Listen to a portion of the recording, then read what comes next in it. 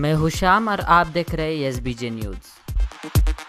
सलमान खान और Katrina Kaif Abu Dhabi में film tiger जिंदा है की शूटिंग कर रहे हैं। आपको बता दें, अब फिल्म के अंतिम शेड्यूल की शूटिंग चल रही है। कोई शक नहीं कि टाइगर जिंदा है को लेकर फैंस के बीच काफी क्रेज है, लिहाजा फिल्म से जुड़ी छोटी बड़ी खबर हम आप तक पहुंचाते हैं। हाल ही में फिल्म के सेट से सलमान कटरीना की कुछ तस्वीरें बाहर आई, जहां दोनों एकदम ताबड़तोड़ शूटिंग में व्यस्त है। कहीं सलमान घोड़े पर बैठकर एक्शन की तैयारी कर रहे हैं, तो कहीं कटरीना सीन के लिए तैयार हो रही है।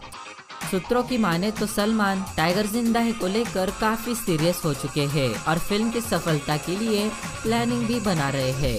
सलमान ने डायरेक्टर अलियाबाद जफर से कहा है कि फिल्म को फुल मसालेदार बनाएं, जैसे उनके फैंस उन्हें देखना चाहते हैं। बॉलीवुड की और भी मसालेदार अपडेट्स के लिए हमारे चैनल SBJ न्यूज को सब्सक्राइब करें।